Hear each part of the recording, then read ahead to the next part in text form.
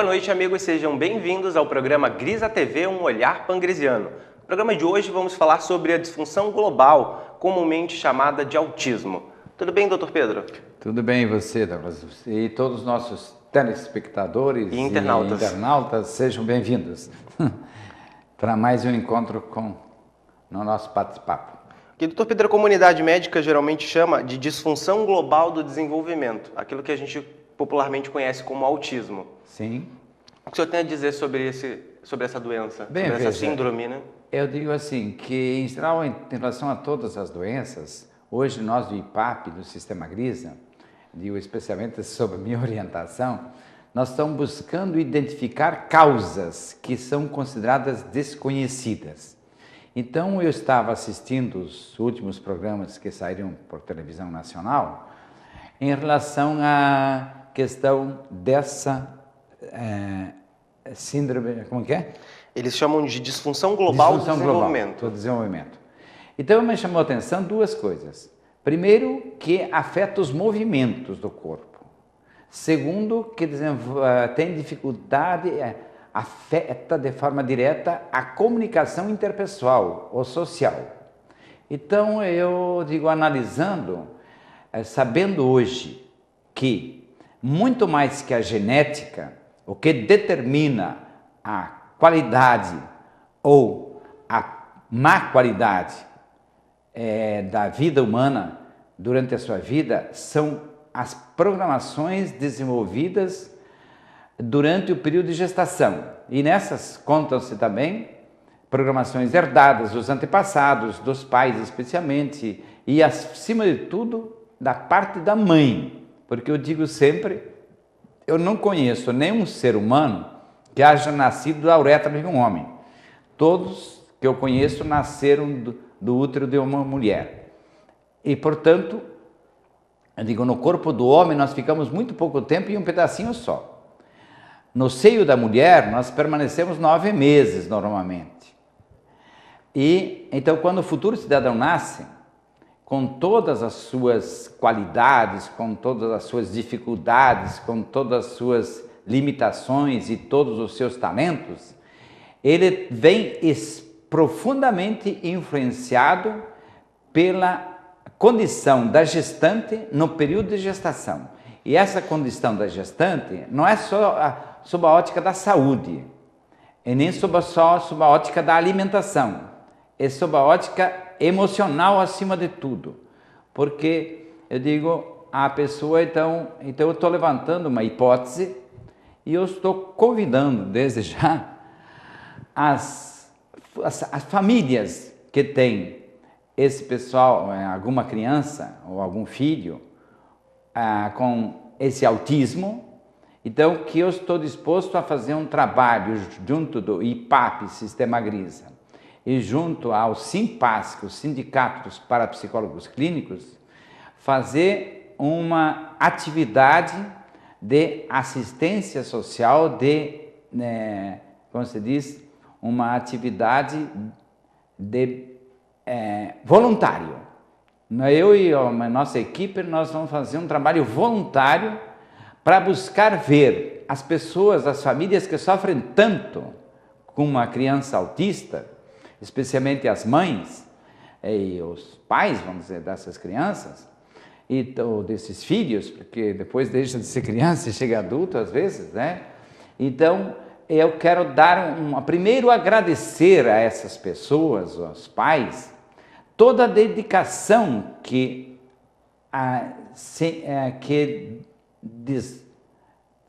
toda a dedicação empenhada em relação a esses seus filhos, porque isso é uma qualidade de vida que os pais desenvolvem a partir daí, eu digo, porque todo obstáculo, toda dificuldade é um desafio, e todo desafio nos faz crescer. Então eu digo, os pais que têm acompanhado essas crianças devem ter uma qualidade de vida interior, de organização mental, de organização até comportamental e mesmo estrutural da própria casa, da família, assim, de todos os elementos que fazem parte do dia a dia, de uma forma muito significativa. Então, eu sempre considero que uma pesquisa beneficia a pessoa que pode ser beneficiada pela pesquisa e suas consequências, mas também o pesquisador. Eu sempre considero que dar e receber faz parte do ritmo da vida. Certo. Doutor Pedro, os cientistas chamam de disfunção global do desenvolvimento, e a principal característica é justamente isso, como o senhor falou, a dificuldade em que o indivíduo que tem essa síndrome tem de estabelecer relacionamentos sociais, de se inserir no contexto social, de interagir com as pessoas. Apesar dessa ser a característica principal, os estudiosos também dizem que, ao contrário do que se pensa, o autismo ele não vive fechado no seu próprio mundo. Por exemplo, uma criança autista que fica de canto enquanto as outras crianças estão brincando, não é porque ele não tem interesse por aquilo, mas ele tem dificuldade, ele não aprendeu a se socializar e a interagir. Eu considero que outra questão, essa é uma das minhas hipóteses, que eu sempre digo que o perigo ele pode ser real ou imaginário. A criança que fica aparentemente isolada, ela está cultivando o seu mundo interior. O seu mundo imaginário está crescendo muito. Então eu quero saber o que é que essa mãe, quando gerou essa criança, imaginava em relação ao seu futuro, em relação àquela gravidez que ela estava vivenciando. Eu digo porque eu percebi também que existem duas questões, pelo que eu pude perceber até agora. O autista, ele teria uma capacidade de dificuldade de comunicação, dificuldade até de movimentos do próprio corpo, em alguns aspectos, mas, acima de tudo, ele é uma pessoa que se sente isolada. Aparece para nós isolada. Parece para nós que ela não se comunica direito com o mundo à sua volta.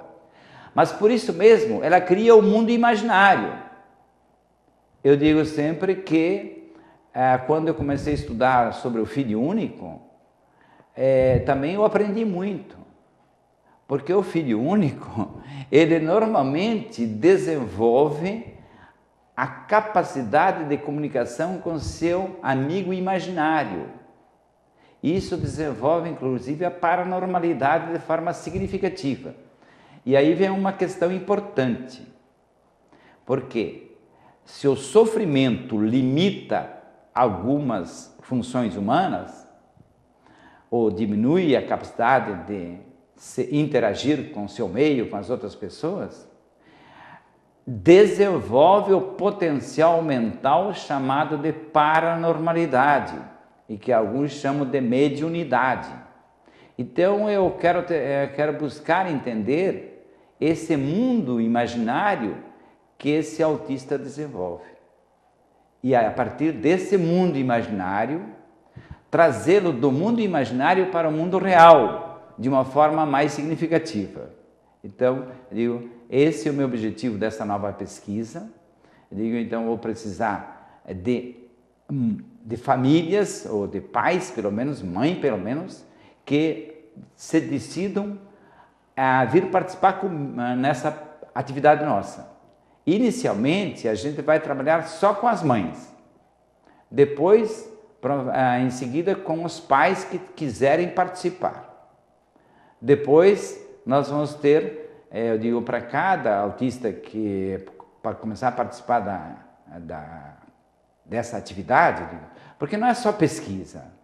A pesquisa é obrigatória, mas acima de tudo, só que a nossa pesquisa é diferente da pesquisa médica. Pode se chamar de um amparo. Como? De um amparo.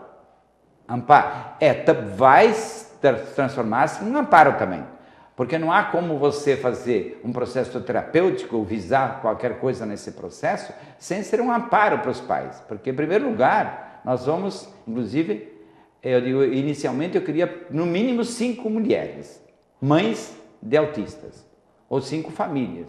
Depois eu vou querer para cada autista, nós do sindicato, do Simpasc e do IPAP, nós vamos colocar um parapsicólogo clínico formado para atuar com a minha equipe. Porque vai ficar, aquele parapsicólogo vai atender diretamente o autista e a sua família.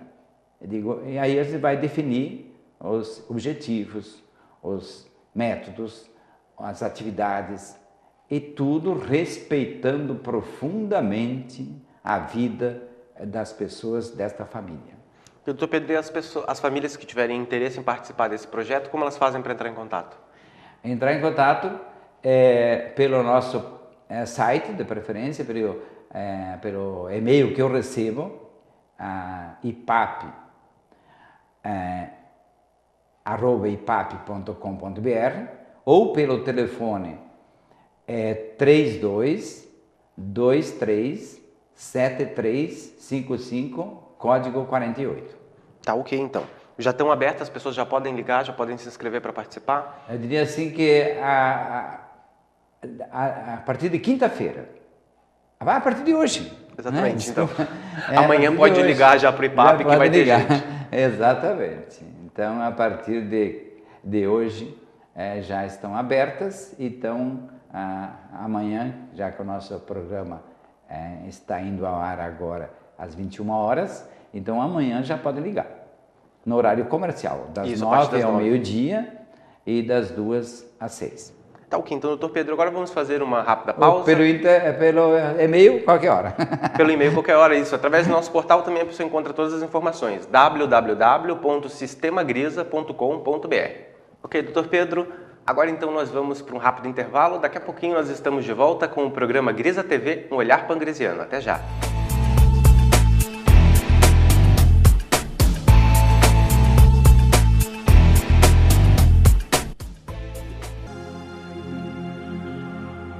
Há 15 bilhões de anos, segundo a teoria do Big Bang, o sistema solar começou a existir e a se organizar num conjunto de planetas, satélites e outros astros, sob a luz do astro-rei, o Sol. Dentre os inúmeros planetas está a Terra, que tem todos os elementos necessários para que a vida seja possível. Esse planeta, seguindo as leis perfeitas e imutáveis, começa a ser habitado e milhões de espécies vivas vão surgindo. Mas a maior obra do grande Criador, o Deus da vida, só foi pensada e criada bilhões de anos após as primeiras criaturas surgirem. Seria essa obra tão complexa, difícil de ser projetada e criada? Seria essa obra demasiado perigosa para existir antes? Ou essa obra, por sua grandeza, teria sido apenas iniciada e necessitado mais tempo para ser concluída? Há apenas 10 bilhões de anos, a grande obra é apresentada ao planeta. A caçula das criaturas começa a existir. O Homo sapiens, o homem inteligente. O planeta azul tem um novo rei, o ser humano. E há 10 milhões de anos, esse ser procura-se. Tenta encontrar sua origem cosmodivina, seu equilíbrio interior, seu autoconhecimento, seu modo harmônico de ser.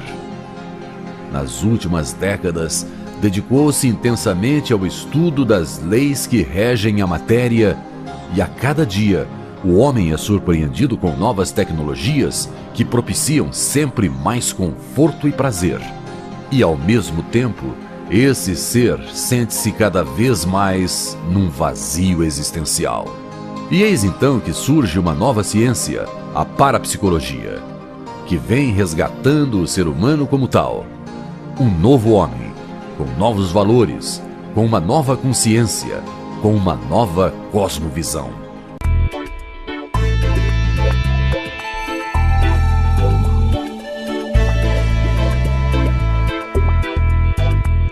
Estamos de volta com o programa Grisa TV, um olhar pangresiano. O assunto de hoje é o autismo e um projeto inovador lançado aqui pelo Dr. Pedro. Dr. Pedro, dando continuidade ao nosso assunto, uma das teses levantadas pelos pedagogos é de que, na verdade, não há nada de errado com a criança autista biologicamente, do ponto de vista orgânico. E sim, houve alguma falha durante o processo de educação dessa criança, principalmente nas fases iniciais, até mesmo enquanto eles ainda eram bebês. Alguns pedagogos dizem que a criança pode ter sido isolada, ter vivido sem convívio de outros familiares ou outras pessoas e por isso ela cresce com essa dificuldade de se interagir socialmente. O que você acha dessa hipótese?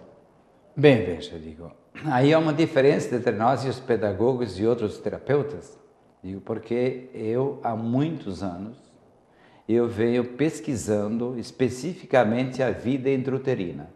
Já está entre os projetos dos meus futuros livros, um livro chamado A Fantástica Vida Intrauterina. Existem outros tantos pesquisadores já dedicados a isso, como Thomas Verne no Canadá, como Giulia Piontelli lá na Itália, e assim por diante, eu digo.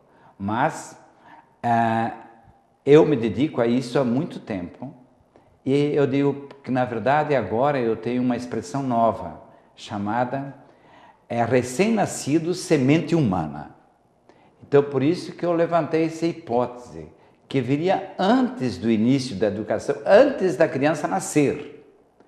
E, logicamente, que depois de nascida isso pode ser ampliado, pode ser afetado de forma mais significativa, enfim, porque todos os cuidados que os pais têm após a criança nascida vão interferir também sobre a vida do futuro cidadão. Mas o mais importante é que eu digo, se você planta um grão de milho, só pode nascer um pé de milho, porque tudo já está programado, o futuro desse ser vivo, que tem a ver com a semente do milho, é milho. Assim, o cidadão recém-nascido, a criança acabou de nascer, eu digo, eu comparo a semente humana. Tudo que ela vai ser já está programado em sua essência, em suas condições fundamentais, entrando aí, inclusive, a própria genética. Mas já percebi há muito tempo que o fator principal não é o genes, porque o genes ele não é determinante, ele é inclinante, ele leva àquela possibilidade. Mas como se desenvolvem as potencialidades, as capacidades humanas, vai depender muito da como foi a gestação. Por exemplo, uma das primeiras constatações que nós fizemos no nosso instituto, nas primeiras pesquisas, quando nós percebemos a diferença entre características específicas da pessoa que foi gerada menina, mas era se esperada, a mãe esperava, os pais esperavam que nascesse um menino. Então isso nós chamamos hoje de mulher esperada homem.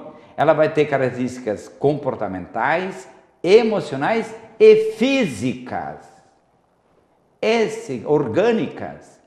Isso que é o importante, porque eu digo, a mulher esperada homem, ela tem voz mais grossa, ela tem musculatura mais forte, ela tem ossatura geralmente mais forte, tem seios menores, e assim afeta vários aspectos da questão orgânica. Então eu digo, essas pessoas que têm disfunção global no seu desenvolvimento, que fato teria afetado globalmente a mãe na gestação desse filho? Eu digo, e essa é a minha hipótese. Porque agora, veja, na terapia instantânea, que é uma pesquisa que nós estamos levando adiante já há 5 ou 6 anos, nós constatamos várias coisas. Que se a mãe harmoniza sua mente em relação ao trauma que a criança havia tido durante o período de gestação, isso melhora a qualidade de vida da criança e às vezes supera um sintoma.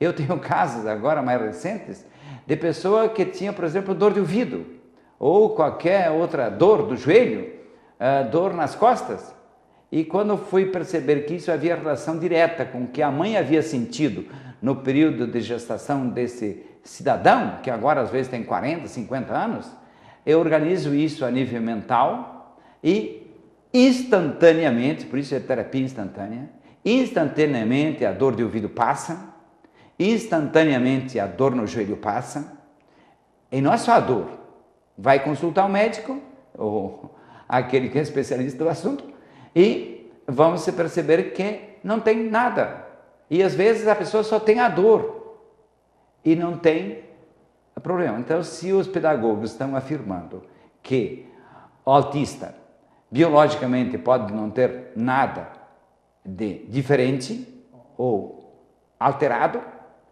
então melhor ainda. Digo, para mim, essa é uma informação que eu estou sabendo disso só agora, digo, graças à informação do meu que também me ajuda a pesquisar para preparar o programa, o Douglas, eu digo, graças a isso, eu digo, isso me levanta mais uma grande hipótese de que podemos, de fato, colaborar com essas crianças. Porque se organiza a mente da mãe, automaticamente organiza a mente do filho e automaticamente organiza a mente do neto. Então, mais adiante nesse nosso propósito de ajudar essas famílias, ajudar esses cidadãos brasileiros, porque me impressionou a estatística apresentada, que cada 100 crianças que nascem teriam essa disfunção global do desenvolvimento chamado autismo. Então é um índice muito elevado. Então eu digo que com certeza entre vários espectadores ou entre telespectadores ou várias pessoas que estão nos acessando pela internet, vai estar presente alguém que conhece um autista ou que tem em sua família um autista. Por isso que eu digo, eu quero dar minha contribuição. Inicialmente eu vou trabalhar com 5, depois poderão passar para 10, mas aos primeiros 5 que se inscreverem e que forem considerados ideais, porque eu gostaria de atender só crianças abaixo de 10 anos por enquanto, não vou trabalhar com adulto, porque aí tem muitos fatores intervenientes e até de preferência antes dos 8 anos. Por quê? Que já tenha sido diagnosticado que realmente é autista pelos médicos, porque a informação que nós temos é deles. Mas aí podemos dar a nossa contribuição para melhorar a qualidade de vida dessa criança e dessa família, porque nós também vamos colaborar de forma direta na qualificação do relacionamento entre os familiares, porque eu digo, desde da pesquisa sobre alguns paranormais, que na verdade se diziam que eram videntes, mas ele estava só vendo imagens frutos dos seus medos, eu digo, nós harmonizamos famílias e a partir da harmonização da família, a gente foi constatar que se os pais, por exemplo, estão em atrito dentro de casa, especialmente se em casa tem uma criança pequenininha, a criança faz febre. Faz febre para chamar a atenção dos pais de que não esqueçam, estão brigando entre os dois, então estão discutindo, estão lá com um conflito entre o casal, e eles nesse degladiar-se, é tão intensa a vivência deles que eles esquecem a criança. E a criança se sente abandonada. E todo ser vivo que se sente abandonado tenta reagir do jeito que é capaz. E a criança, então, muitas vezes faz febres. Eu tive já um médico homeopata trabalhando comigo anos atrás, ele dizia, Grisa, quando eu chego na família, a criança com febre, eu logo pergunto, qual o problema entre vocês dois?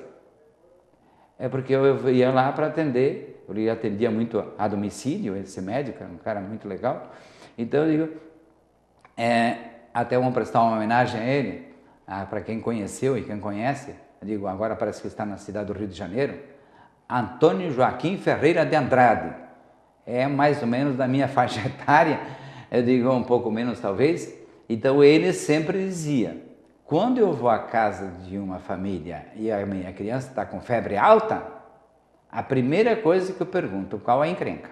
Ou qual que é a briga entre o casal? E às vezes eu nem atendia a criança, eu só conversava com o casal, eles se harmonizavam, e em seguida iam ver a febre da criança, e a criança tinha baixado a febre.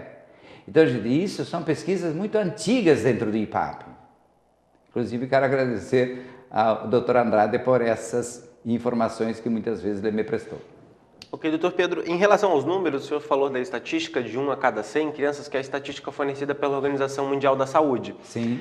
Os americanos eles foram um pouco mais a fundo, eles identificaram que há casos de crianças que possuem a síndrome de autismo e a família não faz a menor ideia. São crianças que são tidas na escola como tímidas, como cabisbaixas, como introvertidas e que possuem a doença e nunca foram diagnosticadas. Eles fizeram novos testes e a estatística mudou um pouco. Lá nos Estados Unidos, 1 a cada 88 crianças possui a síndrome. São cerca de 70 milhões de indivíduos afetados em todo o planeta. Certo, veja, quando falaram dessa questão da criança tímida ou da criança que se isola, eu me projetei nesse assunto. Porque, dada a minha limitação visual, de criança, às vezes eu não conseguia brincar com os outros, como eu já falei aqui em outros programas, com a mesma liberdade, especialmente quando era brincadeira à noite. Então eu me isolava. Só que eu percebo que esse meu isolar, eu desenvolvi muito minha atividade mental. Eu digo, eu tive dificuldade de aceitar que eu seria um paranormal, porque eu queria entender a manifestação da paranormalidade nas pessoas de forma mais objetiva possível, porque sob o ponto de vista científico, se você se envolve, você já não é mais aquele que faz uma pesquisa essencialmente objetiva, sem se envolver de forma emocional. Então, eu tive dificuldade para admitir que eu poderia desenvolver características até mesmo de telepatia, de clarividência, etc., digo, de intuição mais profunda. Hoje eu já estou mais livre para isso, digo, já associo isso, embora isso não seja, eu digo, eu não atuo como um paranormal, eu atuo como parapsicólogo clínico, como matemático, e não como emotivo, digo. Então, essa característica da criança que se isola, ela vai desenvolver muito sua imaginação, vai desenvolver outros talentos, que muitas vezes, digo até hoje, já tem um detalhe, que hoje a tecnologia pode dar outros campos de evasão para essas crianças. Porque, veja, tem aquela colocação feita na última semana, de que o autista às vezes organiza as coisas do seu jeito. Se ele pega um tablet, ou ele começa a lidar com esses aparelhos de informática atuais, eu digo, ele pode ficar isolado lá no seu computador ou no seu aparelho, até os celulares hoje estão fantasticamente desenvolvidos. Eu digo, o que acontece? Vai ser mais uma forma para que a família não perceba, porque só se percebe quando existe algo que interfere de forma significativamente na vida da pessoa, mas também na vida da família, na vida da sociedade. Digo. Então, tudo isso é importante. Doutor Pedro, então vamos terminar reforçando o convite às famílias de crianças autistas que desejam participar desse acompanhamento pioneiro lançado aqui pelo Dr. Pedro. Liguem no telefone DDD 48 3223 7355. Perfeito. Ou acesse o nosso portal www.sistemagrisa.com.br e nos envie uma mensagem, né, nos envie por dentro do site. O Dr. Pedro vai receber a mensagem e vai responder para você. Ok? Então, o programa de hoje já está terminando, já está chegando ao fim, mas você pode continuar aprendendo muito mais sobre parapsicologia e o Sistema Grisa em nosso portal na internet. Acesse www.sistemagrisa.com.br. O programa de hoje, para quem deseja rever, é reprisado nesta sexta e neste sábado, e na próxima segunda-feira, às 20 horas. Quinta-feira que vem, às 21, nós nos encontramos aqui novamente com mais um episódio inédito de Grisa TV, um olhar pangrisiano. Boa noite e até a semana que vem.